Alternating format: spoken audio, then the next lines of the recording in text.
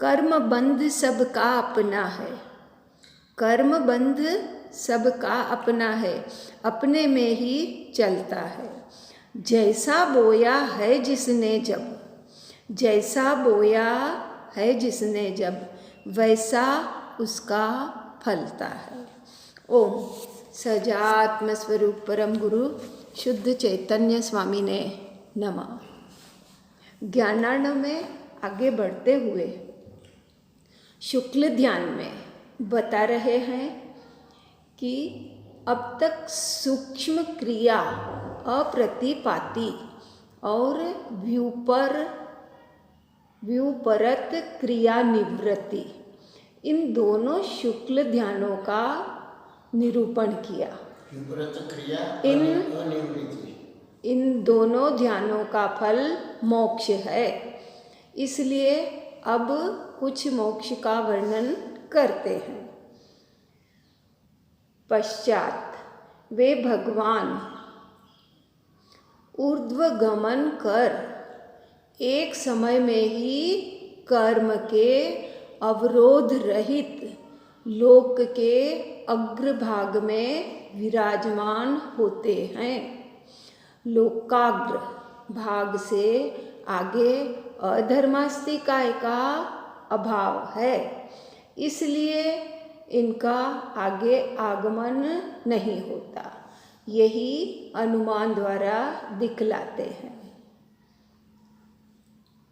जो गति स्वभाव है अर्थात गमन करने में हेतु है, सो धर्मास्तिकाय है। और जो स्थित लक्षण रूप है अर्थात पदार्थों की स्थिति में कारण है, सो अधर्मास्तिकाय है। इन दोनों के निमित्त से पदार्थों की गति और स्थिति कही गई है। वे धर्मास्तिकाय और अधर्मास्तिकाय लोक के गमन पर्यंत स्थित है, इसलिए पदार्थों की गति और स्थिति लोक में ही होती है, लोक का उल्लंघन करके नहीं होती। इसलिए भगवान लोकाग्र तक ही गमन करते हैं। सिद्धात्मा उस लोकाग्र मंदिर में स्थिति पाकर स्वभाव से उत्पन्न हुए अनंत गुण और ऐश्वर्य सहित विराजमान रहते हैं। सिद्धात्मा देवादिदेव का जो अत्यंत बाधा रहित, अतीन्द्रिय और अपने स्वभाव से ही उत्पन्न सुख है, उसका वर्णन कौन कर सकता है। आचार्य कहते हैं कि जिनके समस्त प्रयोजन संपन्न हो चुके हैं और सुख के घातक ऐसे समस्त द्वंद्वों से जो रहित है, ऐसे सिद्ध भगवान के सुख को यद्यपि कोई नहीं कह सकता, तथापि मैं नाम मात्र से किंचित कहता हूँ। जो समस्त देव और मनुष्य इंद्रियों के विषयों से उत्पन्न और इंद्रियों के तृप्त करने में समर्थ ऐसे निराबाध सुख को वर्तमान काल में भोगते हैं, तथा सबने अतीत काल में जो सुख भोगे हैं और जो सुख महारिद्धियों से उत्पन्न हुए हैं, तथा स्वादिष्ट और मन को प्रसन्न करने वाले जो सुख आगामी काल में भोगे जाएंगे, उन समस्त सुखों से अनंत गुणे अतीन्द्रिय और अपने स्वभाव से उत्पन्न होने वाले सुख को श्री सिद्ध भगवान परमेश्वर एक ही समय में भोगते हैं। इंद्रियों के बिना भगवान के सुख कैसे होता है सो दिखलाते हैं। योगीश्वरों के पति श्री सिद्ध भगवान के ज्ञान रूपी सूर्य में भूत भविष्यत वर्तमान तीनों काल संबंधी समस्त द्रव्य पर्यायों से व्याप्त जो यह जगत है सो एक ही समय में स्पष्ट प्रत्यक्ष प्रतिभासित होता है। इंद्रिय ज्ञान तुच्छ है, उससे उत्पन्न हुआ सुख कितना हो सकता है। सिद्ध भगवान के एक ही समय में समस्त पदार्थों का ज्ञान होता है, इसलिए उनके सुख की महिमा। सुख का कारण ज्ञान है। जहाँ पूर्ण ज्ञान है वहाँ पूर्ण सुख भी है। अब सिद्ध भगवान के गुणों की महिमा कहते हैं। यह आकाश सर्वतः अनंत है और उसके लोक और अलोक ऐसे दो भेद है। उस समस्त आकाश में सिद्ध परमेष्ठी का ज्ञानी घनीभूत होकर भरा हुआ है। श्री सिद्ध भगवान निंद्रा, तंद्रा, भय, भ्रांति, राग, द्वेष, पीड़ा और संशय से रहित है तथा शोक, मोह, जरा, जन्म और मरण इत्यादि से भी रहित है। कौन? सिद्ध भगवान। और क्षुधा, तृषा, खेद, मद, उन्माद, मूर्छा और मत्सर भावों से रहित है और न इनकी आत्मा में वृद्धि यानी वृद्धि और ह्रास यानी घटना बढ़ना है और इनका विभव कल्पनातीत है। सिद्ध भगवान शरीर रहित है, इंद्रिय रहित है, मन के विकल्पों से रहित है, निरंजन है अर्थात उनके नयों कर्मों का बंध नहीं है। अनंत वीर्यता को प्राप्त हुए हैं अर्थात अपने स्वभाव से कभी च्युत नहीं होते और नित्य आनंद से आनंद रूप है अर्थात उनके सुख का कभी विच्छेद नहीं होता तथा परमेष्ठी यानी परम पद में विराजमान परम ज्योति यानी ज्ञान प्रकाश रूप परिपूर्ण सनातन यानी नित्य संसार रूपी समुद्र से उत्तीर्ण अर्थात संसार संबंधी चेष्टाओं से रहित कृतकृत्य जिनको करना कुछ शेष नहीं है। अचल स्थिति यानी प्रदेशों की क्रियाओं से रहित ऐसे सिद्ध भगवान है। पुनः सिद्ध भगवान संतृप्त है, तृष्णा रहित है, तीन लोक के शिखर पर सदा विराजमान है अर्थात गमन रहित है। इस संसार में कोई भी ऐसा पदार्थ नहीं है जिसकी उपमा परमेष्टि के सुख को दी जाए, अर्थात उनका सुख निरूपमेय है। आचार्य कहते हैं कि यदि चर और स्थिर पदार्थों से भरे हुए इन तीनों जगतों में उपमेय और उपमान ढूंढा जाए तो मैं ऐसा मानता हूँ कि वे स्वयं ही उपमान उपमेय रूप है। सिद्ध भगवान का उपमान सिद्ध ही है और किसी के साथ उनको उपमा नहीं दी जा सकती, क्योंकि तीनों जगत में उन सिद्ध परमेष्टि के अनंत गुणों का अनंतवा अंश भी किसी पदार्थ में नहीं है।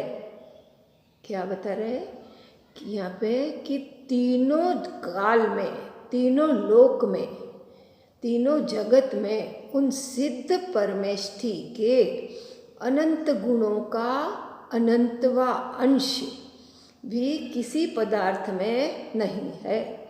इसलिए उनकी समानता किसी के साथ नहीं कर सकते, इसलिए उनका उपमान उपमेय भाव अपना अपने ही साथ है।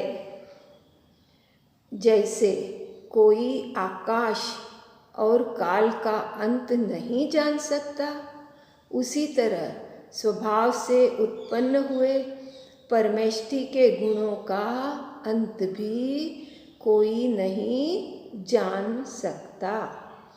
आकाश, मेघ, सूर्य, सर्पों का इंद्र, चंद्रमा, मेरु, पृथ्वी, अग्नि, वायु, समुद्र और कल्प वृक्षों के गुणों का समस्त समूह भी चिंतवन किया जाए तो भी उनकी उपमा परम गुरु श्री सिद्ध परमेष्टि के गुणों के साथ नहीं हो सकती। संसार के उत्तमोत्तम पदार्थों के गुण विचार करने से भी ऐसा कोई पदार्थ नहीं दिख पड़ता कि जिसके गुणों की उपमा सिद्ध परमेष्टि के गुणों के साथ दी जाए। सिद्ध परमेष्टि के गुण पूर्व में नहीं थे, ऐसे नहीं है, अर्थात पूर्व में भी शक्ति रूप से विद्यमान ही थे, क्योंकि असत का प्रादुर्भाव नहीं होता, यह नियम है। यदि असत का भी प्रादुर्भाव माना जाए तो शृंग का भी प्रादुर्भाव होना चाहिए, किंतु होता नहीं है। यही इस नियम में प्रमाण है और पूर्व में व्यक्त नहीं थे तथा विशेष विकार से उत्पन्न नहीं किंतु स्वाभाविक है।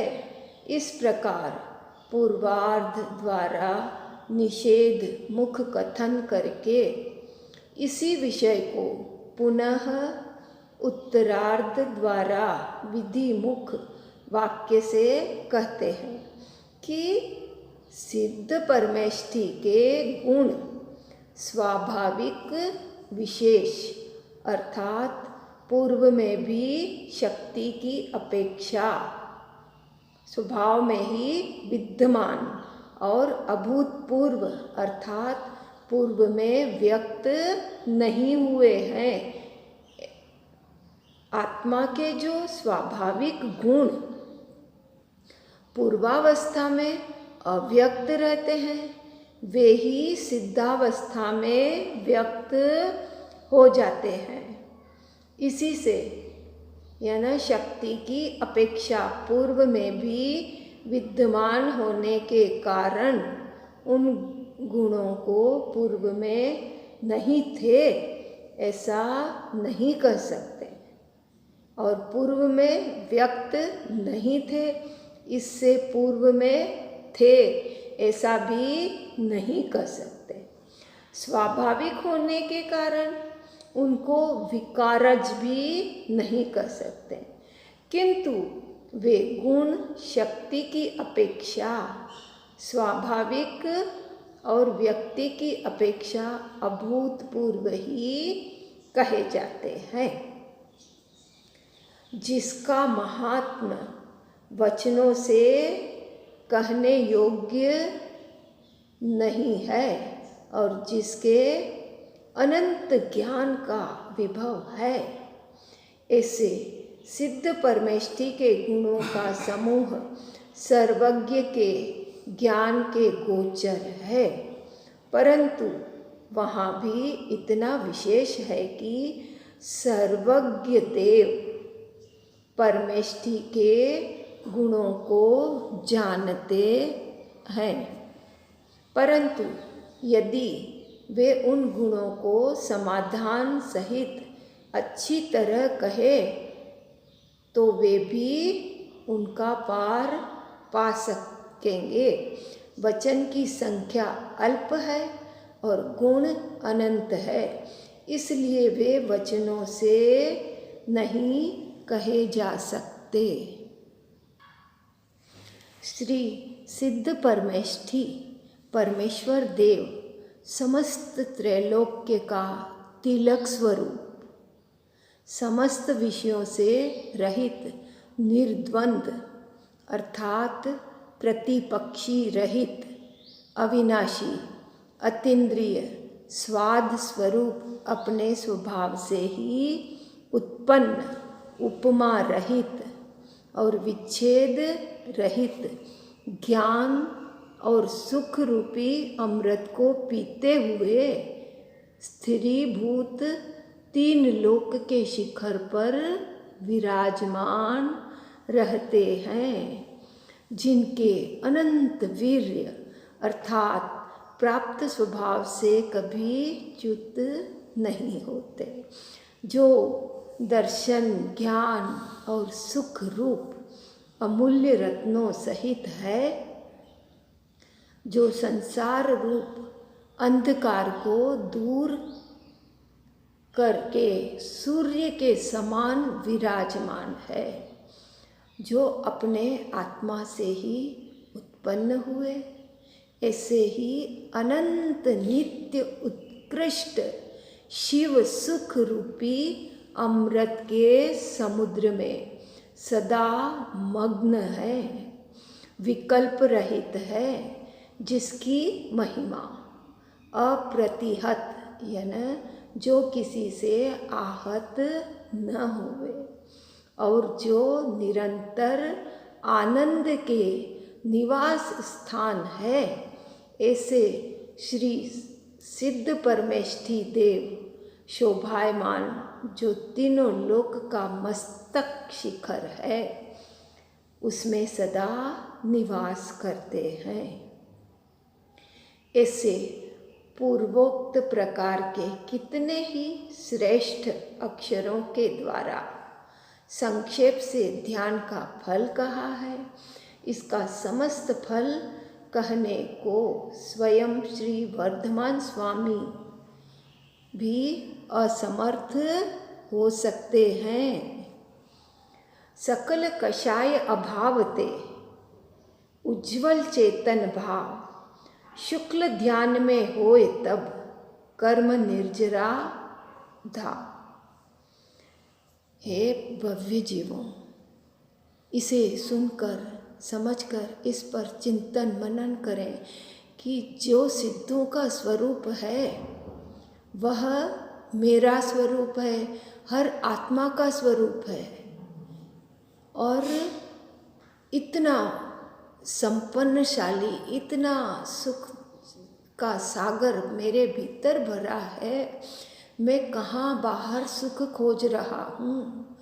अब मुझे सिद्ध परमेष्ठिका के आलंबन से अपने स्वरूप में अनंत काल के लिए स्थिर होना है और कर्म की निर्जरा करते हुए सिद्धों के पास समीप जाकर बैठना है, लोक के अग्रभाग में, लोकाग्र में, अनंत काल के लिए बस उसी सुख का भोग करें जो अभी सिद्ध परमात्मा कर रहे हैं।